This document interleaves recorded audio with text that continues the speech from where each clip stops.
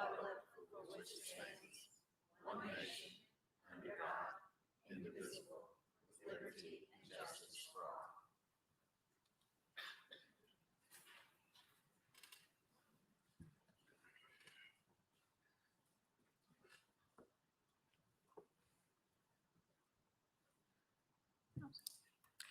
Good afternoon. Welcome to the Board of Education's June 9th regular session. Please note that Mr. Watson will not be in attendance this evening and Mr. McMillan will be joining us. He should be here shortly. Board members, the TSBA Fall District East meeting is scheduled for Tuesday, September 28th in Jefferson County, and the Leadership Conference and Annual Convention will be held November 18th through the 21st in Nashville. Please let Ms. Coatney know as soon as possible if you plan to attend either of those events.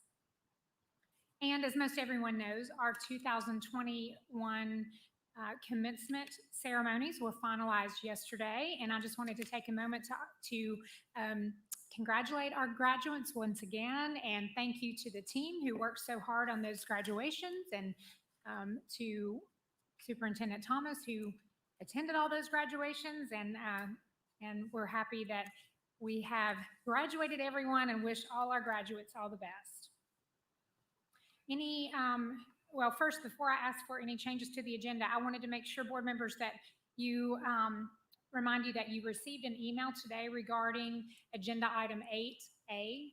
As Ms. Owen requested at last week's work session, this item regarding a new proposed policy on IEP meeting recordings has been withdrawn and moved back to the policy review process. Superintendent Thomas and I agreed to move that to policy review. And I think we have several public forum speakers on this topic tonight, and so we'll have those comments at the end of the meeting during public forum. Are there any other requested changes to this agenda? Do we have a motion to approve? Second. Thank you. We have a motion by Ms. Satterfield, a second by Ms. Christie. Any discussion? All in favor? Aye. Any opposed? Motion carries. And now I would like to refer to Superintendent Thomas for a very special recognition. Thank you, Madam Chair, members of the board. I do appreciate the chance to recognize an important leader and partner within our district. As you know, Tanya Coates is the president of the Knox County Education Association, and she's about to step down from that position after serving 2 consecutive terms, along with the previous term that ended in 2015.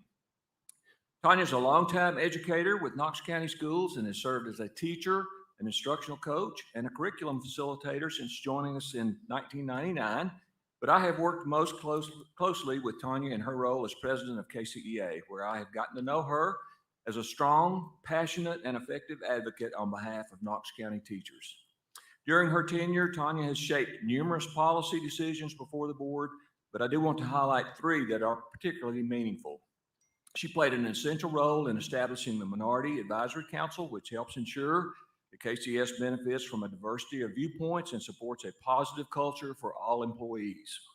Tanya has also been instrumental in navigating the collaborative conferencing process, which for the last decade has shaped how the Board of Education works collaboratively with our teachers. Her leadership has helped make KCS a model for the state of Tennessee in this regard. And finally, she's been a strong advocate for employee salary increases at Knox County Schools, and this board have implemented during 2 of the last 3 budget cycles. Actually, we met the MOA Memorandum of Understanding goal twice now, I guess, within the last 3 years. So, and that had never been met before. So I think that's incredible. And I'll say that many of these issues can be challenging and we don't always agree, but while Tanya has never been hesitant to offer constructive criticism to me or share concerns, she's never adversarial, and I appreciate the good working relationship we have shared as we seek to do what's best for our students and our teachers. Tanya has been a great partner for our district, and her advocacy is also felt statewide as the Vice President of the Tennessee Education Association. I anticipate that we will hear much more from her as she exercises leadership within that organization in the future. So please join me in recognizing Ms. Tanya Coates. So Tanya, if you would come up front, and I would like to invite the entire board to come with me and get a picture with Tanya as we present her a certificate.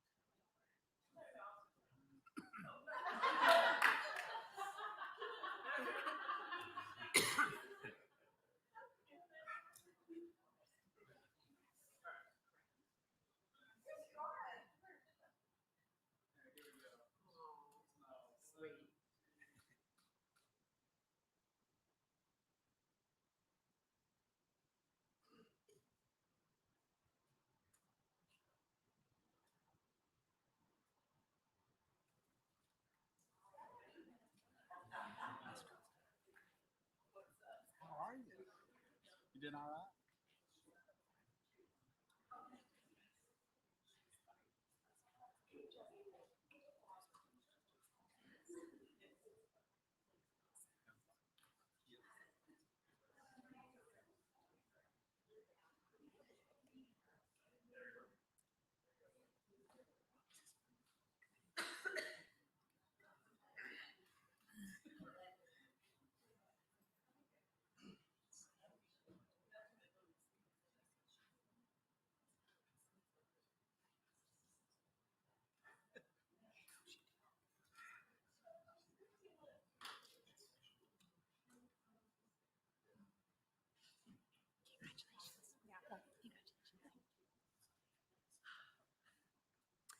Thank you, board members, for taking that time to honor Miss Tanya. Thank you, Tanya, for all your work. Now I have the privilege of recognizing our student rep, Miss Abigail Lee. The board and the Superintendent Thomas want to take this opportunity to recognize our current Board of Education student representative. Saying that Abigail has served on the board during a very challenging year is certainly an understatement. With many of our students attending school virtually, school events being limited, quarantines, and even a few school closures, she was presented with difficulties that no other student rep had to consider. So thank you, Abigail, for your flexibility, for your dedication and commitment during such a difficult time. A few highlights about Miss Abigail. She graduated from L&N STEM Academy last Saturday as valedictorian of her class with a 4.55 GPA. She served as chair of the Knox County Student Advisory Council and as executive president of the Student Government Association. Abigail is a member of the National Honor Society and the Two Rivers Church Student Leadership Team. She was part of the She was part of the STEM support staff, Youth Leadership Knoxville, HOSA, and Key Club, and served as captain of the L&N STEM Academy varsity tennis team, which, by the way, has a list of accolades, including district championships in 2018, 19, and 21, regional championships in 2018, 19, and 21, and sub-state championships in 2018 and 2021. So congratulations, Abby, on those things. And I have more. Abigail's awards also include National History Day 2017-18 school competition winner, National History Day 2019-20 school competition winner, National History Day 2019-20 regional competition winner, and the 2018 James Agee Award for Outstanding Scholarship in English, 2018 and 2019 Student Government Classiest Class Awards, and she, of course, is an AP Scholar with Distinction.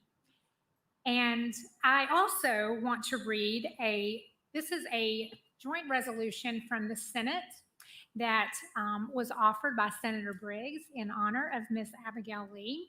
So if I could read this, it states, whereas it is fitting that we should pause to pay tribute to those students who, through their natural talents and unflagging commitment to academic excellence, have distinguished themselves in the classroom, and whereas Abigail Lee is one such exceptional student who was recently named valedictorian of the 2021 graduating class of L&N STEM Academy, and whereas through diligent study, steady composure during examinations, and steadfast commitment of time and talent, Abigail Lee has achieved outstanding academic success and joined the ranks of the best and brightest students in Tennessee and our country. And whereas in her remarkable high school career, Ms. Lee has earned a 4.77 grade point average and participated in, you just got a boost. Fantastic. And participated in numerous extracurricular activities. And whereas Abigail Lee's display of intellectual aptitude and ambition surely bodes well for her future successes.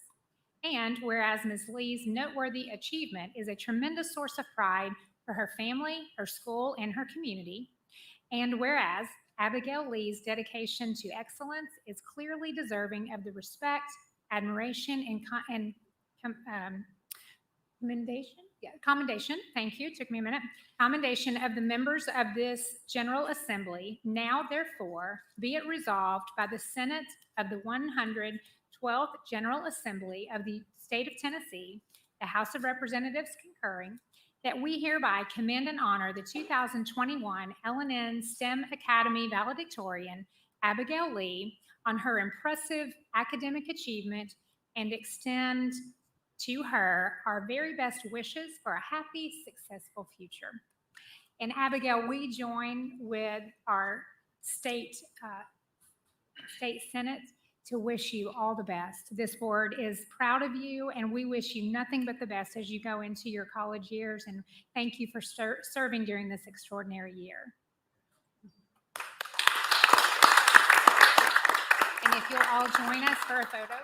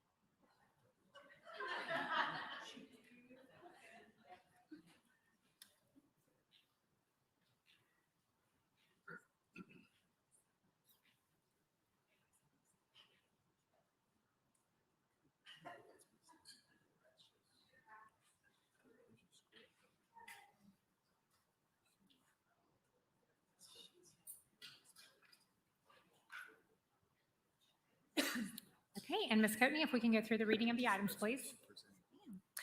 Item 7, consent agenda. Motion to approve. We have a motion by Ms. Christie, a second by Ms. Bounds. Any discussion? All in favor? Aye. Any opposed? Motion carries. Item 8A was withdrawn. 9A, approve award of Tennessee Department of Education Learning Camps grant for fiscal year 2021 in the total amount of $7,057,734.56. So moved. We have a motion by Ms. Christie, a second by Ms. Satterfield. Any discussion? All in favor? Any opposed? Motion carries. 9B, approve award of Tennessee Department of Education voluntary pre-K grant for the 2021-2022 school year in the amount of $2,087,532.20 with required in-kind and matching funds of $686,000. Okay, we have a motion by Ms. Christie, a second by Ms. Owen. Any discussion? All in favor? Any opposed? Motion carries.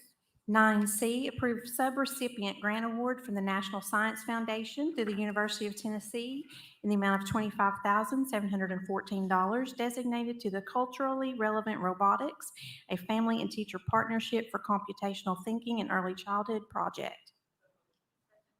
We have a motion by Ms. Satterfield, a second by Ms. Christie. Any discussion? All in favor? Any opposed? Motion carries. 9D, approve award of Carl D. Perkins Career and Technical Education Grant from the Tennessee Department of Education for fiscal year 2022 in the amount of $939,278.15. We have a motion by Ms. Christie, a second by Ms. Satterfield. Discussion? All in favor? Any opposed? Motion carries.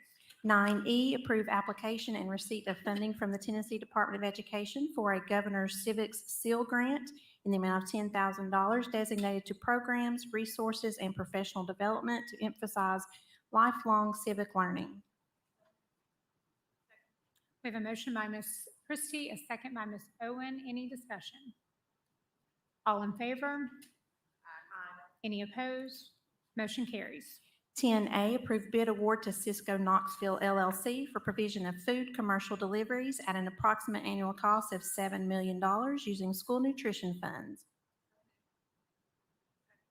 We have a motion by Ms. Christie, a second by Ms. Owen. Discussion? All in favor? Any opposed? Motion carries.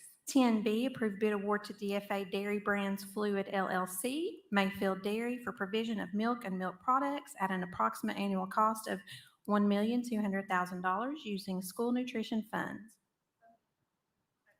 We have a motion by Ms. Christie, a second by Ms. Owen. Discussion? All in favor? Any opposed? Motion carries.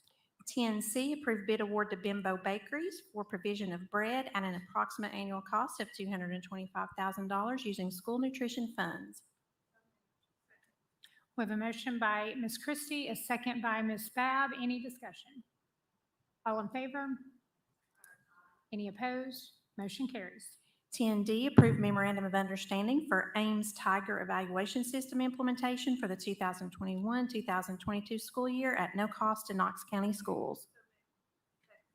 We have a motion by Ms. Owen, a second by Ms. Christie. Any discussion? All in favor? Any opposed? Motion carries. 10E, approve master services agreement with Frontline Technologies Group LLC, doing business as Frontline Education, and customer agreement with Forecast 5 Analytics, Inc. for license to use Forecast 5 software and tools for data analytics and planning services at a 2-year cost of $477,052 using district general purpose funds. We have a motion by Ms. Christie, a second by Ms. Babb. Discussion? All in favor? Any opposed? Motion carries. 10F, approve attorney-client fee contract with France Law Group, APLC, for legal services in connection with pursuing claims for damages associated with Juul and electronic cigarette litigation. We have a motion by Ms. Christie, a second by Ms. Babb. Any discussion? All in favor? Any opposed? Motion carries. 11A, approve annual board calendar for 2022. We have a motion by Ms. Satterfield. Ms. Christie, did you have a second? Second by Ms. Christie. Discussion. Okay, all in favor? Any opposed? Motion carries. 11B, discussion and possible action on use of facilitator for law enforcement memorandum of agreement process. Ms. Babb, do we have public forum on this one? We do. First, I have Aaron Keck. If you'll come forward, state your name and county of residence, and you have 5 minutes to speak. Erin Keck, Knox County. I want to address this agenda item about the use of the facilitator for law enforcement memorandum of agreement process. Apologize, I didn't know I'd be first. I got to get my papers out. Okay. I think it is a good idea to have a neutral facilitator conduct community input meetings related to the current Knox County Schools MOA with law enforcement. I've been told by both school administrators on various levels that law enforcement, and when I say law enforcement, I want to specify SRO, SSO, KPD, or KCSO. When I say law enforcement, I mean all of those entities as one. I've been told by school administration on various levels that law enforcement does not handle discipline in our schools. I've heard from students and parents that this is not always the case. Why would we not revisit this agreement? It's not just the tragic death of Anthony Thompson Jr. in his high school's bathroom that creates the need for this revision. I have here the letter 2 years ago that was written to this board and signed by 10 different groups in this organization about this very MOA. I'm sure you read it then, so I'm not going to read it all to you, but there are 3 of the points that they had for consideration as issues that I want to bring back up again 2 years later and maybe reflect on those again. One was training. As written in the agreement, it allows police officers to serve in our schools up to a year before being trained. No officer should serve around our school children until they're fully trained. Another one, This MOA affects parents and students, but there has been no public meeting or explanation of the purposes and implications of this MOA. Also, the school system has individuals who are trained in trauma crisis intervention. These individuals may often be the best place to de-escalate student crises. However, the agreement as drafted may require school officials to request law enforcement intervention even if these trained individuals have a situation under control. Now, with these community meetings, you would not need to reinvent the wheel. The Knox County Education Coalition recently shared this really helpful handbook, a parent's checklist for SROs in children's schools. And again, I certainly am not going to read all of this to you as you're fully capable, but the executive director for the Strategies of Youth on her opening page explained the purpose and use of these, and I just want to read a short snippet of that. Routinely, we find that parents are not aware of the scope of officers' authority, and officers are not aware of what parents have been told about law enforcement's role in the school. This causes anxiety, confusion, and at times produces significant problems that are hard to resolve and cast a shadow over school climate. I have an extra copy. I have an extra copy if anybody here would like to take one home with them. So in summary, today, I just want to express again, we desperately need to have community input. We've been told in these meetings before that the current MOA came about from incidents that happened in other states, Sandy Hook, Columbine, tragic events that happened and made us want to revisit what we're currently doing here in our schools. But this year, a tragic event happened in Knox County school systems. Why does that not create a need for us to revisit this again? There's confusion with who's in charge of what. And as I told you guys last week when I was here, it's affected me and my family personally. I know that some of you expressed concerns about a focus group and that perhaps community members that came and spoke out at community groups might face a negative backlash in some way. While that's a valid concern, I would first want to say, you have my information and I'd be happy to volunteer. And second, if the parents and adults aren't the ones speaking out, then we leave it to our school children. And I don't think that's the right way to handle this. My child might not come and express concerns to me again after what happened to her. I hope that everyone else's children feel comfortable coming to them. But it's our responsibility as parents and adults in this community to look at what is actually best for our kids. That's all I have. Thank you. Thank you very much. Michael O'Malley. And if you will state your name and county of residence, and you have 5 minutes to speak. Okay. Michael O'Malley, Knox County. I'm a teacher at Carter High School, but I'm sharing my own opinions. They don't necessarily reflect my school or colleagues. But I'm here to ask you to use an external facilitator as well. You may remember at the May work session that I spoke in favor of community input, and I still am. And since then, I have been following this issue closely. And honestly, I don't really understand why the use of an external facilitator has become a point of contention. Based on last week's work session, it seems that there may be some misconceptions about what a facilitator would do. As I understand it, a facilitator would not be presenting a new MOA, which was one of the concerns mentioned, nor would it be overriding the board's ability to create a new MOA. My understanding is that the facilitator would simply be someone to officiate public meetings used to gather community input. And this seems like a reasonable and prudent feature to have at these meetings. A good external facilitator can come into a situation to ease tensions, which there have been, help identify points of agreement and disagreement, and provide objective summaries of long meetings. Most importantly, a third-party facilitator can provide an atmosphere of neutrality in these meetings, which is essential when this project hinges on public trust in the process. At last week's work session, several board members said that the public has no reason to mistrust the board. I'm afraid that the very way that this whole process of the MOA revision discussion has unrolled over the past month has presented exactly the sort of behavior that breeds mistrust, though.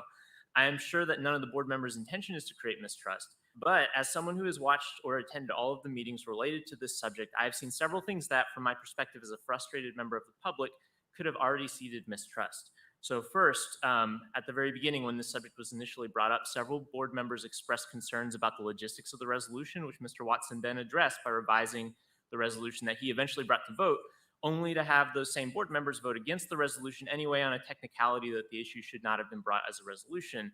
Would the public trust board members to lead community meetings when they cannot in good faith problem solve with their own colleagues, much less members of the public who may bring much more stark disagreements to the table?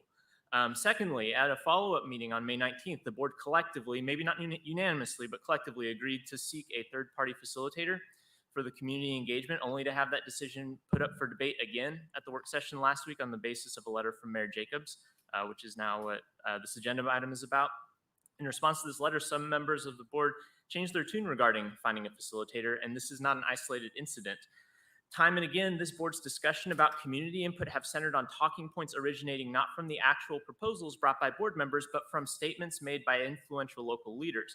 If the board cannot keep external pressures, and pressures I might add from figures with no jurisdiction over board policy, from shaping their actions in the highly curated environment of a board meeting, would the public trust board members to facilitate impartially in the inevitably more chaotic environment of a community meeting?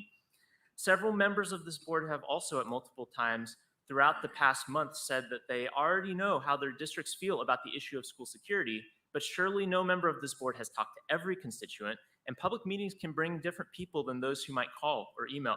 Relatedly, I know people who live or teach in these districts, and the way that these board members have summarized their district's feelings do not always represent the emails or calls that they have already sent to these board members on the subject at hand. One board member last work session even revealed that he didn't even remember a mother who had come and spoken to this very body a month ago about the mistreatment of her autistic son by police in schools. Would the public trust board members to lead community meetings fairly when some board members' statements indicate that they have already forgotten or ignored large swaths of their constituents? Fourthly, furthermore, at several points in this process, some board members have already stated specific ideas and policies that they would not even consider putting into the MOA. Would the public trust board members to lead community meetings when some board members have made it clear that some ideas that people might bring will be automatically discarded at those meetings? Lastly, the board has spent over a month now deliberating on the basic question of whether or not to engage the public at all, and if so, how. We've not even gotten anything concrete yet. Carefulness is good, but after a certain point, such debating over the minutia of the most basic part of a plan begins to look like obstruction. And whether or not that is the intent, this board is running the risk of delegitimizing this project in the eyes of the public by implying that it doesn't want to hear from the public. Would the public trust board members to lead community meetings if they suspected that the Board of Education did not actually want to hear from them? It seems like a completely reasonable reaction to any of these questions would be to sidestep any possible mistrust by hiring an outside facilitator to be the face of these meetings rather than the board members who have already spoken quite a bit over this issue. So thank you. Thank you very much. I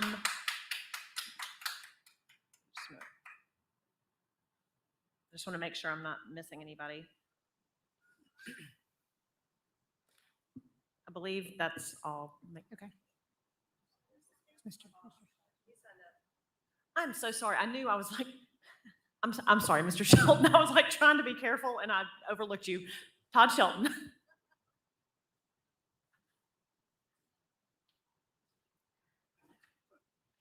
I'm sorry. You know I do not want to ignore She you. didn't do it on purpose. If you will state your name, county of residence, and you have 5 minutes to speak. Todd Shelton, and live on Foster Lane in South Knox County. Good afternoon. I want to thank all of you for putting in the time that you already have done on the idea of expanding the MOA. As most of you know, this was brought before the board a couple of years ago, complete with printed materials, example of other schools and citizens speaking in favor of it. Hopefully, its time has come. I will also correct the county mayor in his statements in his letter. Expanding the MOA means that law enforcement will be in the schools, not kicked out of the schools. This is not about getting rid of law enforcement. It seems to be used a whole lot to cause more anxiety in the discussions I've seen over the last 2 weeks. What is needed is very important. There are schools across the country that are realizing the same thing. We need an MOA which clearly defines protocol and policy and communication between the school itself and any action that an officer might feel he has to respond to, or that he may be asked to respond to. Obviously, most of the law enforcement officers are there to protect the school building and personnel and kids from bad actors with deadly intent from the outside. Now, we have designated intervention staff in our schools, and they're certainly not enough, but that is improving, it sounds like, with next year's budget, and that's good to hear. School systems and parents realize that there has to be a clear line drawn between what the school resource staff will handle when a pupil is having a bad day and what law enforcement might be called on to support. Parents want to know how quick they will be contacted when their child is having a really bad day. The principal wants to know what is their responsibility when trouble arises and law enforcement might be the alternative. All these things seem new to us in Knox County, but not in other places. There were good discussions in the 2 meetings of the board that I've attended about the ideas of how this expansion of the MOA could get input from parents, teachers, and staff of our children. Most of us have lived long enough to know that a neutral party is much better at facilitating how these hearings in the community and districts might be held, especially, because of the polarization that seems to be happening about police officers in school or not in school. There's going to take some time for that to dissipate. It is very difficult, if not possible, to get good feedback from the citizens if the organizers of the meetings, the board members and district supervisors. No offense meant. These people who I just listed are also able to speak up at a neutral meeting and speak their concerns, which is very important for us to hear. So please, let's get this right. This is not political. It's gotten too political. This is about our kids, the safety of the kids in school and the teachers. Thank you very much. Thank you. That now concludes public forum. Thank you, Ms. Babb. And I'll also just note that Superintendent Thomas did meet with Mayor Kincannon, and I think they have another meeting on Tuesday. So just so that everybody is aware of that. Yes, ma'am. Ms. Satterfield. Thank you, Madam Chair. Superintendent Thomas, do you mind just kind of get a little bit of information on how the meeting went and what the plan is for Tuesday? Do you know any insight? Oh, yes, ma'am. And thank you for the opportunity to speak to the meeting. And it was a very good meeting that we had, Mayor Kincannon and some of her staff, also Mr. Oakes and Mr. Chief Paducas and Mr. McPherson attended meeting with me. And we had an opportunity to talk with the mayor about what the importance of the law enforcement officers in the school, the SROs, as well as our SSOs. Mayor Kincannon, I would say, listened very intensely at that and had some very good questions about okay, what does an SRO do that an SSO can't do? And what does the SSO do that the SRO can't do? I just wanted a better understanding of how that partnership worked. And it was a very good discussion about that. And again, say the mayor was very, I guess, in terms of listening and asking questions, she was very forthcoming with questions and that I think we answered. And the commitment she made to us at the end of that meeting was that, hey, she would like to have another meeting in the near future and she would get that scheduled. And she has done that. I think we met, was it last week? The days with graduations, the days are running together. So anyway, we have a meeting Tuesday morning, another meeting, and looking forward to that meeting. And I'm sure she's probably has talked with her staff, and we've talked a little bit more. So any other questions that the mayor has that we can provide answers to, certainly willing to do that. But I would say it was a good meeting. And again, she listened very intensely and carefully, I think, and asked some very good questions that hopefully we provided answers to her that she was help needing to answer to make a decision. Thank you, Superintendent. Any other comments? Mr. McMillan? Thank you, Madam Chair. Mr. Superintendent, did the mayor, Mayor Kincannon, is a very good listener. We both remember when she was on this board. She's highly intelligent. But I guess my question is, did you hear anything from her that would lead you to believe that she and the KPD, who she has control over, would want to participate?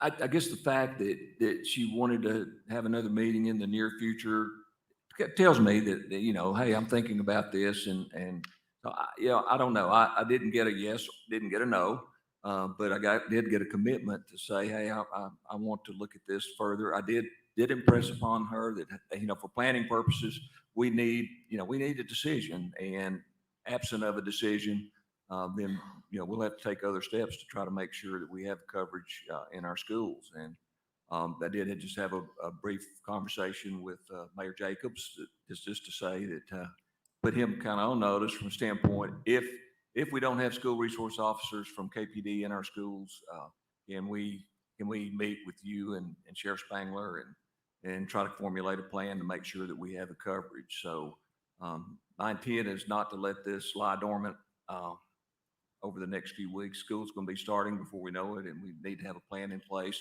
reassurance to parents and communities that the officer, you know, will be in the schools. So my best Thank you. explanation. Thank you.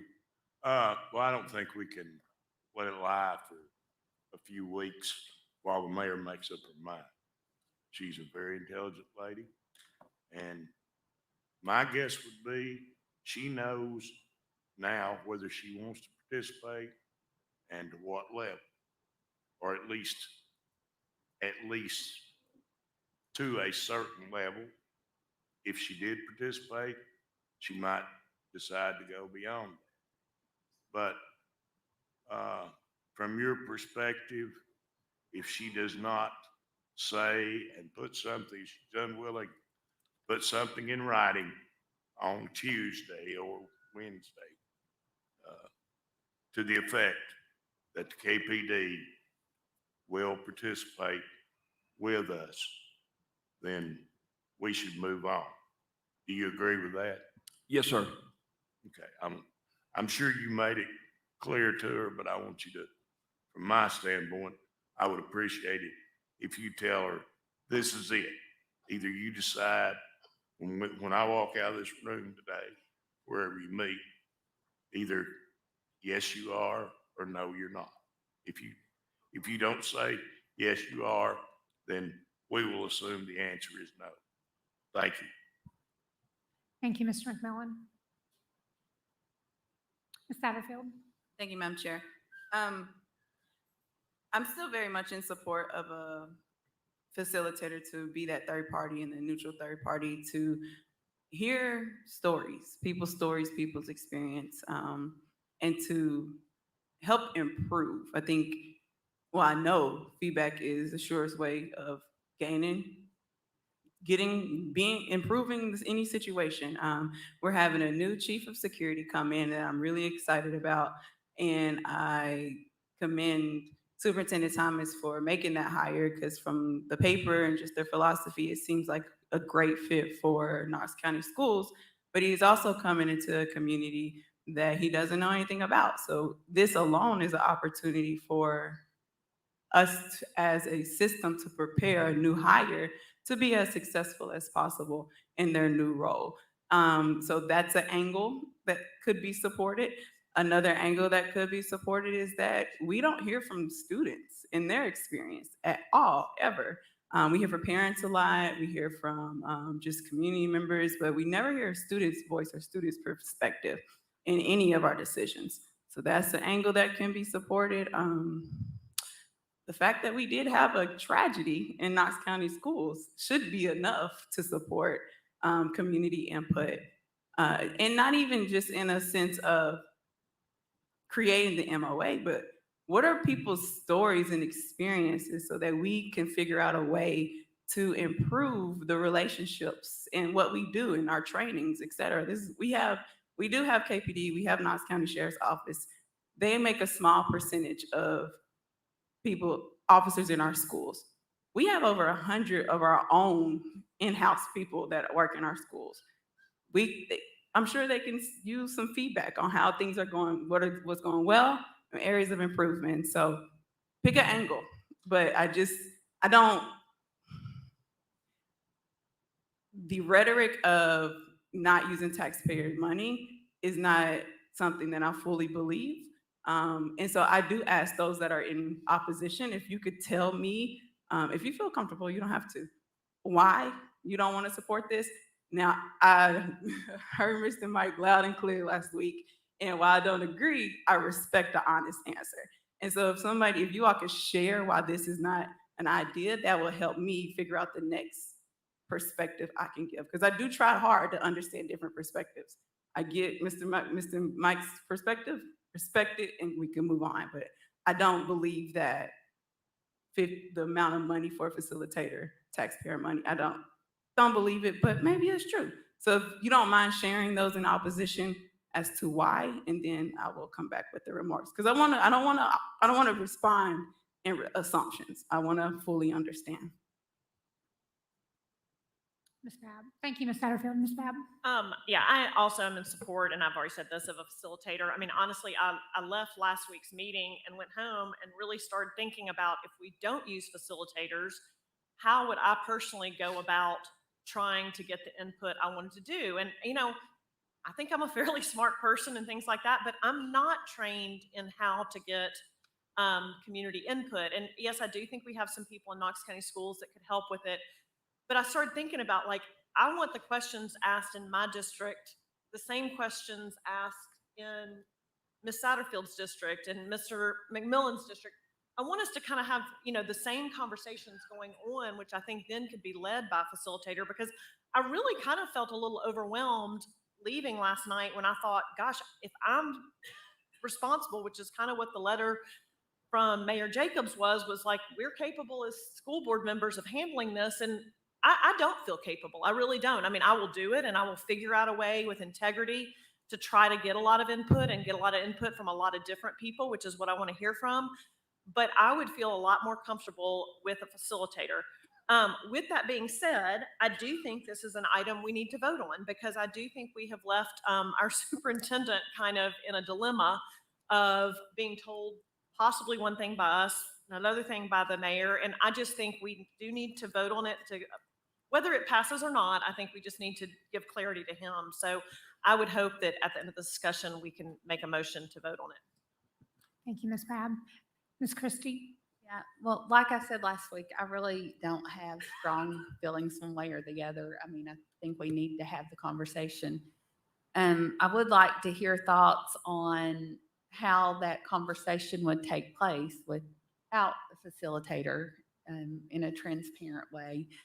I guess my concerns with having a facilitator now seems to be that that's become as polarizing as the discussion itself. It's like we keep getting hung up on little pieces of it and, not seeing the forest for the trees. I mean, if we debate this piece of it forever, we're not going to move forward.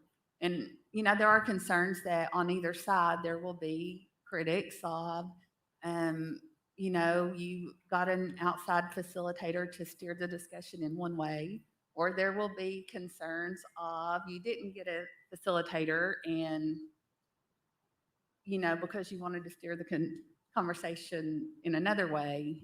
And I just feel like the topic itself is so polarizing right now that we're just getting hung up on the little details. But I would like to hear the ideas or plans moving forward if we aren't going to have a facilitator. I know Google Docs was mentioned as, but who would manage that? And, Okay. where thank- would we go from there without one? And do we have the staff to handle that discussion? Thank you, Ms. Christie. Mr. McMillan? I guess, I think I agree with Ms. Babb that we do need to vote on it. I think we all know where we are at now. But I guess one problem that I have more than one, but one is, and I know you said you would feel more comfortable with it. Whoever, if we were to have one, whoever the facilitator is, will direct the show, so to speak. And they will control how far it goes, how long it goes, unless we set a deadline. And I still don't think that we gain anything by hiring somebody to do that. But I want to know why you would feel much more comfortable, what you think that person could bring that would change our opinions, I guess. Change our opinions. I just see where I see it is I would like someone who looks at the issue, who kind of deals with this on a regular basis. I've done some facilitation myself. I've gone into stuff, but it's more like somebody coming up with the good questions to ask, coming up with who are we trying to draw in to ask of it. And I just started thinking about myself. If I personally am responsible for my district and doing this, if we're not hiring a facilitator, I started thinking about, okay, how do I get in touch with a wide variety of students? How do I, I can do all that. I really can. I do think they're just people that are trained to do this. And it's their job and they come in and do it. I kind of have two jobs. I'm a school board person, I'm a realtor, and, I can try to come up with figuring out how to facilitate meetings in my district, but I'm not a professional at it. And I'm admit that that's not in my wheelhouse of things. And I just think there are people better at it. So it's not that I can't do it and that I'm not willing to do it. I just think there are people that are better. They would be hired to take this on and do it. And I do think it's in our control to sort of set some deadlines. And I do think that was one of the things that kind of came up in the mayor's discussion, was that this would just go on for months. I think we have it in our control to say, we want this done in X amount of time, or, and it's got to be a realistic time to do some stuff. What do you envision as an amount of time? Well, 90 how? days? We're just going to discuss 6 this forever. months? So, say we left this meeting today and decided to hire a facilitator. Well, then next week you'd have to look into it. And so then we're probably getting into 1st of July, seriously, with someone trying to start doing it. So, I think like 90 days or something, 3 months is probably a reasonable amount. But once again, I don't know. I think that's one of these things you have to have a conversation with people too, of saying, we'd like to do something in 90 days. Is this reasonable? They can let you know. But I don't think any of us are looking for something to drag on for a year or things like that. But that's just my opinion on it, Mike. I'm not, it's not, I'm just bringing my opinion. I understand kind of what you're saying, and there are some similarities with communities, but the people that I represent, the two larger communities because of the schools, the people in Carter and the surrounding contributory communities, the Carter schools, and the people in Gibbs are not, they share some of the same values that the people in Sequoia Hills and Rocky Hills and places where you represent, West High School, but West High School, for example, is entirely different from either of my two schools. Sure, exactly. And you know that. But I just think that, it's not the amount of money, although, once you start down that pike, you could ask more questions, involve more groups, and at the end of the day, I'm not so sure that you would be any better off than us making the decision. It's like my dad told me one time, he said, make a decision. It may be wrong, but at least you made it. And there's some validity in that. Sure, we all make wrong decisions, but I think we were elected to the school board, and I don't want anybody to take this personal, but if you can't take this to the level of where you're willing to determine what needs to be done without a facilitator, I really don't, that's one of the tough decisions. I don't know how well you can represent your people. Anyway, Thank you, Thank Mr. McMillan. Ms. Owen? Thank you, Madam Chair. I don't think we've heard yet if we don't have a facilitator, how do we as 9 individuals accurately collect and report the data from our communities? What system do we have to be able to do that, to go into our communities and be able to collect all that data, aggregate it, and then report it back? I don't know of anything we have that can do that. Can I ask a question? Thank you, Ms. Owen. As I'm thinking about it, we certainly have some very difficult situations that we're aware of and that we know of that have happened in schools. We've heard of 2 recently that have come before this board that we've spoken about.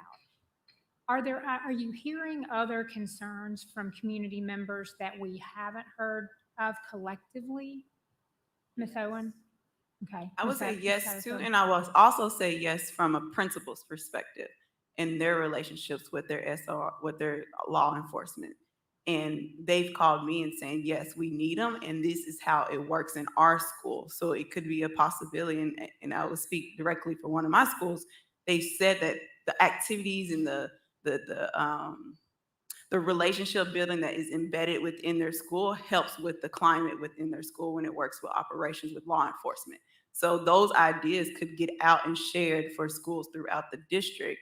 I know this information. I can report that and share those information, but I'm sure there's other things happening in different districts that we all can learn from.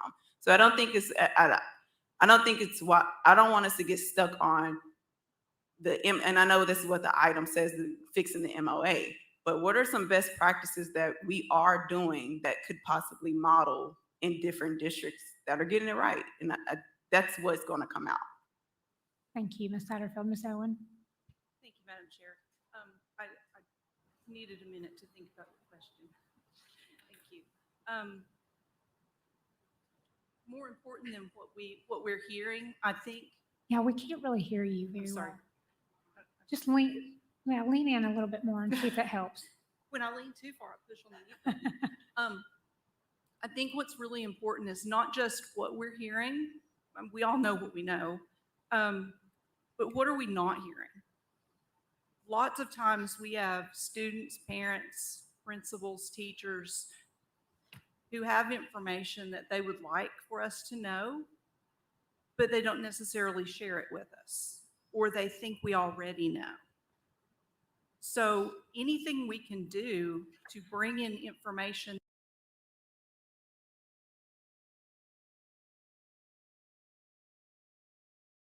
that we don't know, I think that's just really important, that we find out what don't we know is much more important than what we do.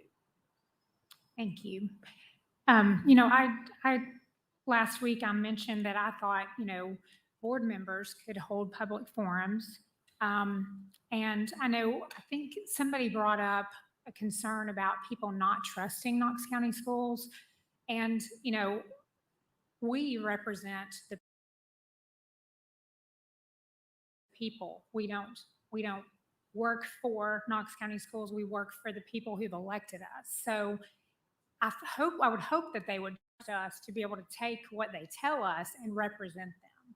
And so that's kind of where I'm coming from, is that in this situation that we need to be able to represent the people who've elected us and let them kind of direct us and guide us on where we go from here. You know, what are the issues?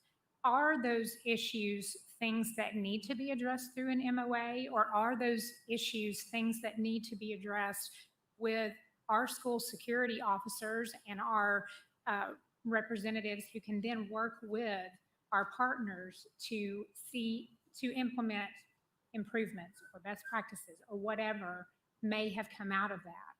So I said last week, I think we need to identify what the problems are, what specifically what our parents and our teachers and our principals see. You know, I think we've heard a lot from community people who may or may not be in the schools and know what's actually happening. I really am more interested to hear what people who are in the schools see and what their concerns are, or what the issues may be that, as Ms. Owen said, maybe haven't been raised. So that's kind of where, you know, in my mind, you know, I could have a community meeting and maybe do a Google Doc or whatever in an anonymous way, you know, for people to add input if they don't want to come to a meeting. But if I hold a meeting and people come, I've had meetings in the past where I've had, you know, 50 to 100 people who come. And so I feel like if board members who choose to do that, if there's one thing that's brought up and maybe it's the only time it's brought up, then maybe that's not really a district-wide issue. But if the same issue is being brought up throughout several different districts and that's identified, and of course we would give our information to the staff, they would kind of see what they glean from where the commonalities are. You know, that could help inform what the issues really are that are happening in the schools that we may not know about, that need to be addressed with our law enforcement partners. I think the other reason that I think that may be the way to go about it is I'm not sure we're going to end up with any kind of different MOA than what we currently have. I think that these things have to be fairly vague since they are pertinent to security. And so I'm not sure, I think to the point Mr. McMillan made, I'm not sure specifically regarding an MOA, I'm not sure that we're going to end up at a different place than we currently are. And so that's kind of my position. I certainly always want to get community feedback. Definitely agree that is needed, and that you may get different feedback than you would, you know, if you actually hold a meeting versus assuming somebody will email you or let you know of an issue. So that's kind of where I am. Ms. Owen? Thank you, Madam Chair. I agree that we represent the people and that we don't work for KCS, but most people don't understand that. Our communities don't know that. And that's where there's a trust breakdown. And we've got to get past that trust breakdown first and foremost. I would also say that if we are gathering the information and then just handing it to the staff, then we're expecting the staff to be the facilitator, and that inherently changes what we're doing. So that's a problem. It turns our staff into having to aggregate that information and having to pull it together and having to come to conclusions, and that takes out any kind of neutrality that could be gained from a facilitator. And that's where the trust issue comes. If we have a person, if we end up with a facilitator and we determine that maybe we don't trust that facilitator for whatever reason, then we have us to oversee that. If we're each doing our own thing, then I'm not sure who is overseeing that. And there's a trust issue there. Thank you, Ms. Owen. Ms. Christie? I'm just not to put you on the spot, but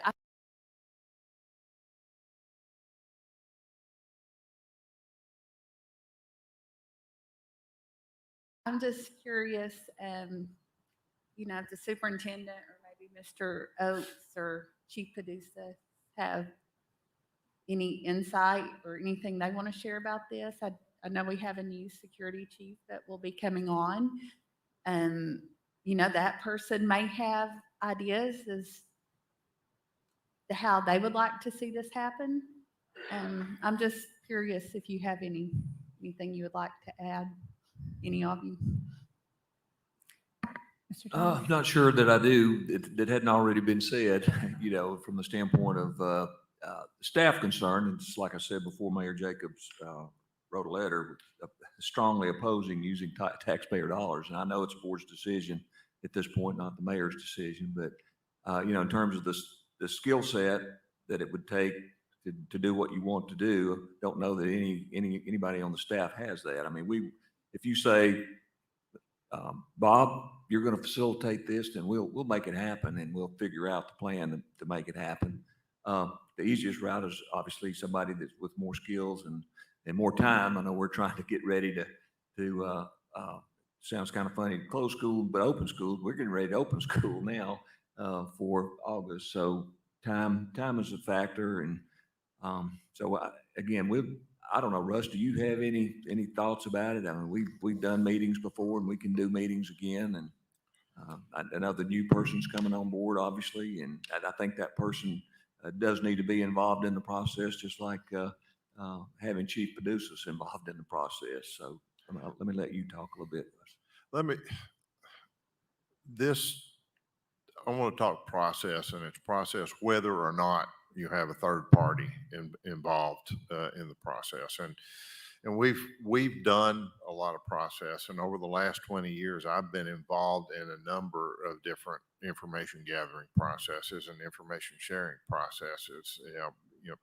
We've around a lot of different projects, everything from strategic plan to rezoning activities. And every time we do one, we learn something from it, and we do it a little bit differently the next time that we do it. And what my impression and what I've found over the years is that the processes that you get the most valuable information from are those that are very deliberate and those that are consistent, across the groups that you're talking to. And it's also better when you can talk to people in smaller groups. And when I'm talking about smaller groups, that's what a focus group is. It's a smaller group. It's a deliberately designed group so that you either have people there who are all speaking to you from the same point of view or around the same issue, or you design the group so that you've got people with multiple backgrounds and concerns. So there's a dialogue and it's a led dialogue. It is a facilitated dialogue, whether it's internally or externally facilitated. To do that properly, and it allows people to speak in a more open and a smaller manner. It's not a huge forum where you might have 50, 100, 200 people in the room and you're asking people to speak. There are a lot of people who are intimidated by that kind of environment, but we still want to hear what they have to say and what their insights are. So I think that kind of process is a process that works best regardless of how you get to it. But it takes a lot of time, and because you might have to do 50 or 60 focus groups. And, if you're going to do them all on one day, that means you need 50 or 60 trained focus group leaders. If you don't do it all on one day, it spreads out over a number of weeks, and it takes a while to gather the information back. So I think that would be my concern is the quality of the discussion that we have, the consistency of the discussion that we have, regardless of who does it. If we do it internally, it will take some time, and we'll figure out how to do it and how to get it done. But it will take some time because we're trying to do 100 other things at the same time as well. So that's just my thought. I think also it would be good to have our new security chief here to participate in that process and to listen to that process. And one of the things that he told us when we were talking to him is that listening is one of the things that he has been trained to do. And he would want to listen and hear what people have to say before he draws any conclusions or makes any recommendations or changes, want to make any changes about how we do things. So I think that's important. And I think what he will bring to our discussion and to our analysis of the information that we get back will be invaluable. Yeah. Thank you, Mr. Oakes. Ms. Bab? I'd like to make a motion that we vote on moving forward and hiring a facilitator to lead the process on community discussions around security in our schools. Thank you, Ms. Bab. Okay, Ms. Satterfield seconds. Do we have any discussion first? I don't know if my discussion goes here or not, Gary. I mean, Do I say it motion- or do? motion's on the floor, so yes, Yeah. you can certainly discuss.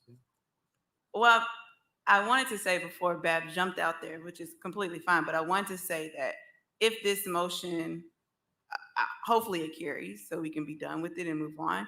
But if it doesn't, I've been contacted by a very respectable organization, respectable throughout Knoxville, that are eager to support us and pick up the cost if taxpayer dollars is truly the issue as to why we're not moving forward. They're willing to foot the bill to say, because it is so important and they understand how important it is to the community. So I just want to put that out there as well.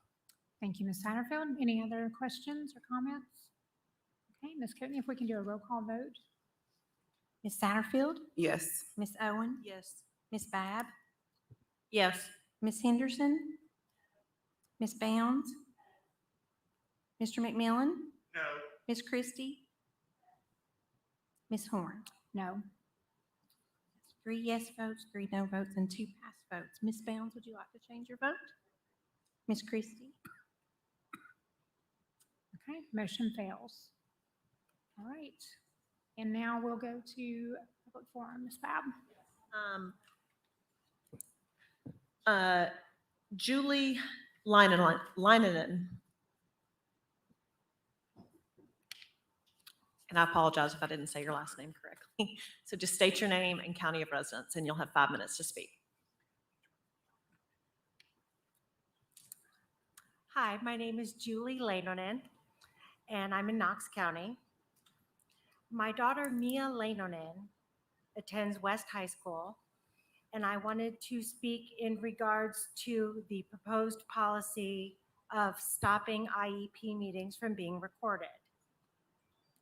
My family moved from San Antonio 2.5 years ago when my husband retired from the Army after 24 years as a cardiothoracic surgeon, and he took a job here at Fort Sanders Regional in the same capacity.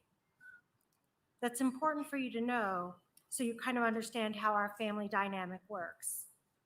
My husband does not have a 9-to-5 job. I have no idea what time he's coming home tonight, and his job doesn't really allow him to take off from work mid-school days during school hours so that he can attend my daughter's IEP meetings. He is a wonderful father and a very involved parent, but attending IEP meetings is something he's just not able to do. A recorded IEP meeting gives him the ability to participate meaningfully in her educational process. And I really would not like to see that taken away. For the last 15 years of IEP meetings we've had, both in Texas and here in Tennessee, we have always recorded IEP meetings so that he can be a part of the process. And I'm sure we're not the only family in that position. We're also really blessed that we have a very large support system for our daughter. For her home program, we have a board-certified behavioral analyst. We have paraprofessionals that come to our house to work with her. On her goals, we have a private speech therapist, occupational therapist. And I cannot tell you how many times over the past 15 years of IEP meetings, items have come up during those meetings and important information that I've been able to take and share back with the other members of my daughter's team as it was necessary. If I'm not recording these meetings, it makes it a lot harder to share. You know, I'm not sure how many of you have had the opportunity to be at an IEP meeting, but as a parent, they're stressful. And it would be very difficult, impossible, for me to truly participate in an IEP meeting, trying to advocate for my daughter as the only parent present, while I'm sitting there frantically trying to take notes so I can take them home to share with my husband and other members of our at-home team. So I really feel for that reason that keeping IEP meetings recorded is so important. You know, I think to my daughter's annual IEP meeting she had just last month, and there's a goal she's working on both at home and in school, and honestly, she's struggling with it. And I had asked the teacher about it, and the teacher went into great detail about kind of the mechanics of how they're implementing this goal at school. And then I was able to take it back to our home team so that we could kind of recreate that same scenario at home, so we could help with continuity and try and have that collaboration to help her reach the goal. There was no amount of note-taking I could have done that would have conveyed that same level of detail as listening to Mia's school teacher say specifically how they were able to do it. So for these reasons, I just feel that a recorded IEP meeting is important. I mean, I see a recording as a positive thing. This is a tool that we can use, and I hope it goes both ways. I hope that I say stuff at an IEP meeting that maybe the school staff can use and take back and share. And I can't imagine a scenario where having the meeting recorded would be anything but positive for everyone on the team. So that's all. Thank you. Thank you for coming and sharing. Tiffany Cofield.